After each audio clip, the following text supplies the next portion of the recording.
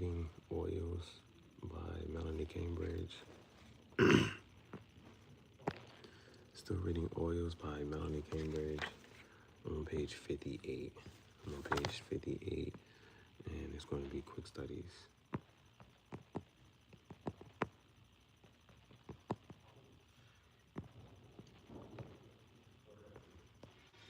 So let's continue. I'm on page 58. Let's see, I'm gonna tag some merge. Let's do some research and tag some merge. That's all I'm tag. Favorite piece from the day will be this one probably. No, the lollipop. I'm saying tagging those two. Okay. All right.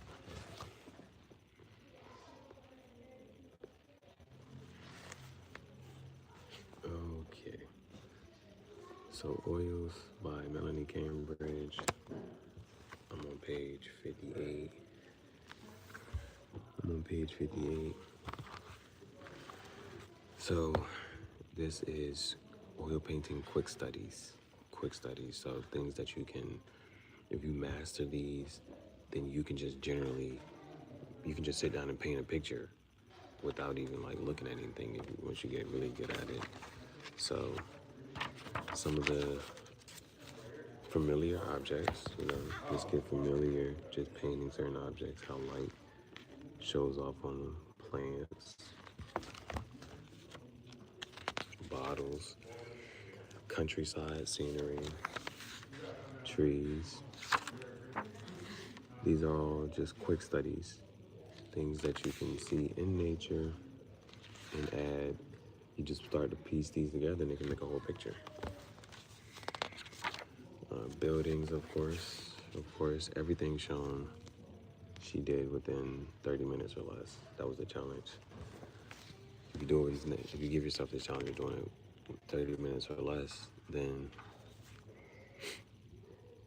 you capture the essence of the subject or the study and you're not focused so much on details.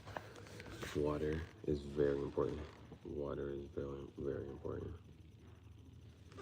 Adding water to your picture.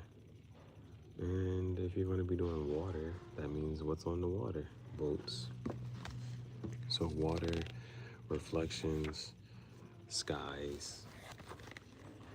These are all quick studies and things to add to your painting.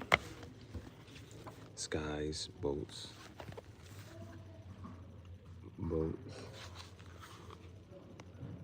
And so from here, we are now on page 58. We're now on page 58, and we're going to be looking at animals. So, animals. Including animals in your paintings is a good way of introducing a sense of life and movement. A simple sketch of a dog on the beach, for example, makes an excellent subject for a 30-minute painting. Learning how to paint animals by using simple shapes rather than outlines will help you to portray them quickly and easily. Place your animals in the middle distance so that they appear part of the scene rather than the main point of interest. Think also about scale. For example, even a large dog is rarely taller than an adult's knees. When painting a moving animal, leave out details. When painting a moving animal, leave out details such as paws and hooves, as this will help to suggest a sense of movement. So I'm going to read that. That paragraph one more time. Place your animals in the middle distance so that they appear part of the scene rather than the main point of interest. Think also about scale. For example, even a large dog is rarely taller than an adult's knees. When painting a moving animal, leave out details such as paws and hooves, as this will help to suggest a sense of movement. Animals in the landscape. This is really nice information to know. Sheep and horses often feature in landscape scenes. Practice drawing and painting simple studies of these so that you'll be confident about adding them to your finished paintings. Sheep are more rounded than dogs, so have a different underlying form. Sheep are more rounded than dogs, so have a different underlying form. Make a few pencil sketches of their shapes before trying to paint them. As your confidence grows, you'll find yourself working directly in paint with no preliminary drawing at all. That's a goal to get towards. So right now you might put a little sketch down, but overall, once you get more confident, you'll just straight paint. No, not even like putting the sketch down. Okay, so the first one, how to sketch a dog. Well, how to paint a dog. To sketch a dog, start with a rectangle for the body. A square and another rectangle make up the head, with the tail coming off the top of the back. Running dog. I painted the whole dog with thin, raw umber first, then added Naples yellow for the highlights. The angles of the legs and the lack of detail of the paws indicate movement. So there's the dog. This is the dog.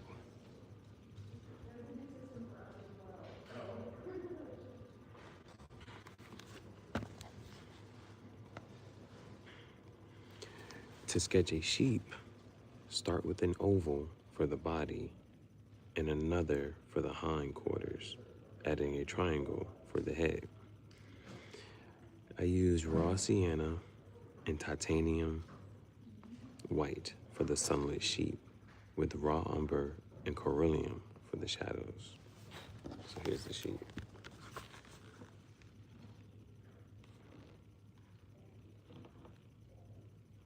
Here's the sheep.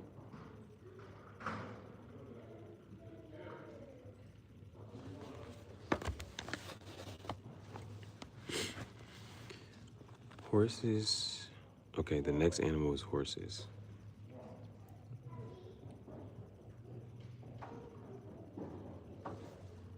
I'm wearing the same jacket every day. Shut up. Don't talk to me no more.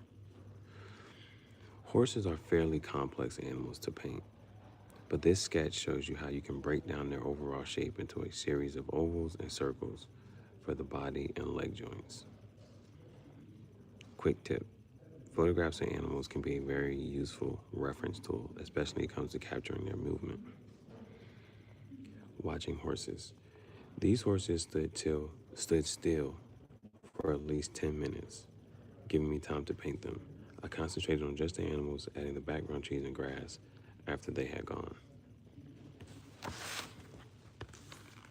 Here's the horse.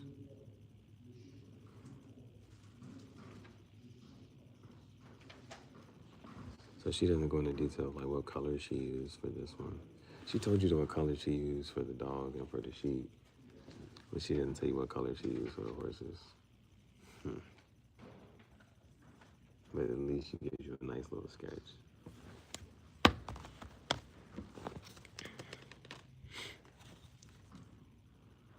Very important. So this is why I wanted to make sure I put these two. These two are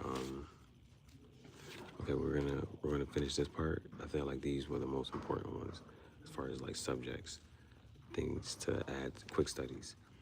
So people, that was animals, and now we're going to go to people. We're on page 60. We're going to finish page 60 and 61 for people, and then the next chapter is called composing your pictures. And that deserves another segment. But this is important. So people,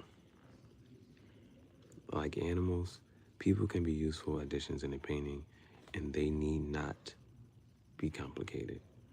A simple study without any facial details or a distant figure walking away from you are easy to paint. Done with just a few quick brushstrokes. and will add life and a sense of movement to the scene. Keep your figures very simple. For a figure in the middle distance, start with a brushstroke in the shape of a carrot. This gives you the shoulders and one leg.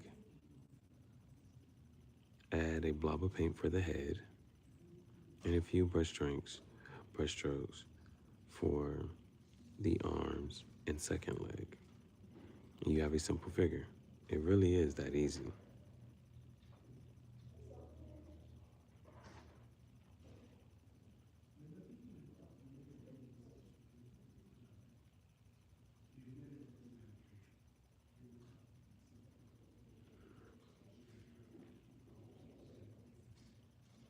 Okay. She mixed raw sienna, cadmium red, light, and titanium white to create a basic flesh tone.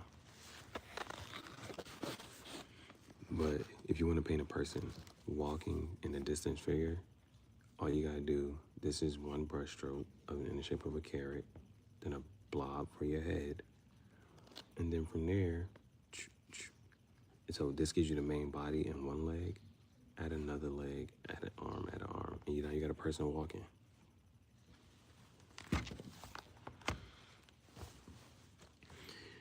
Getting the proportions right. Painting adults and children using these simple methods is fun, but it's important to ensure that you get the proportions of your figures correct. One point to remember is that children have different proportions from adults. While an adult is generally 8 heads high, a toddler maybe be only 3 heads high, and an older child, say around 8 or 9, approximately 6 heads high. Heads high, hit them with they know. The actual size of children's heads is also slightly larger relative to their body. This subtle difference in head size will make your figures look more realistic. That's important to note. Okay, we're gonna say that part. We're gonna read this again. Painting adults and children using these one more time. Painting adults and children using these simple methods is fun, but it's important to ensure that you get the proportions of your figures right. One point to remember is that children have different proportions from adults. Whilst an adult is generally 8 heads high, a toddler may only be 3 heads high, and an older child, around 8 or 9, approximately 6 heads high. The actual size of children's heads is also slightly larger relative to their body. Kids got big heads, a little bit bigger.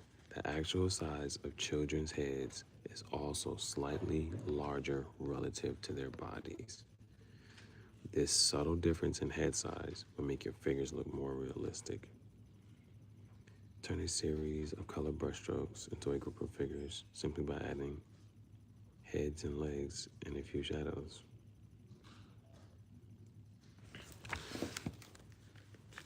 So this part is cool. You see 1, 2, 3, and 1. She just turned these simple brush strokes, 1, 2, 3. Add a head and some legs and shadows, and now they're people. That's simple. That's simple.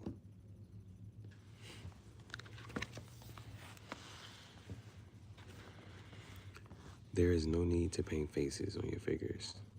Adding a few strokes of dark paint for hair over a flesh-colored blob of paint for the head provides enough details for these quick studies. Adding a few strokes. You don't got to paint the face. Adding a few strokes of dark paint for hair over a flesh-colored blob of paint. I don't know why this is like a tongue twister. Adding a few strokes of dark paint for hair over a flesh-colored blob of paint.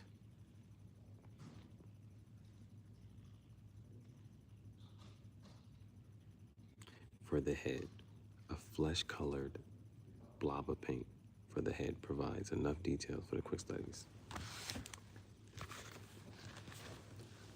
So it's saying that you don't gotta add detail to the face. You don't gotta add no detail. Just take a dark color for the hair and just that right there, that's enough to finish your person.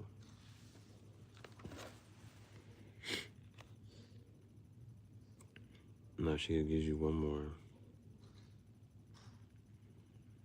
Okay. The child's head is proportionately a little bigger compared to the adult's head. She wanted to emphasize that in this picture right here, it's kind of hard to tell, but it's like it's a subtle difference. The child's head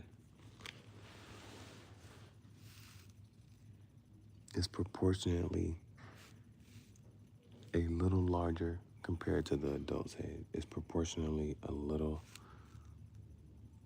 larger compared to the adult's head. The child's head is proportionately a little larger in comparison to the adult's head. So she wanted to make sure she emphasized that to make the picture look a little more realistic. Here's a quick overview. Practice painting just single objects or close-up views to begin with to build up your confidence. Simplify shapes wherever you can. Leave out unnecessary details and backgrounds. Get to grips with the basics of perspective when painting buildings. Use the same blue to mix sky grays and landscape greens to create harmony. Include animals in your painting to introduce a sense of life and movement. Always check that the proportions of children and adults are correct. That is the end of the chapter for quick studies.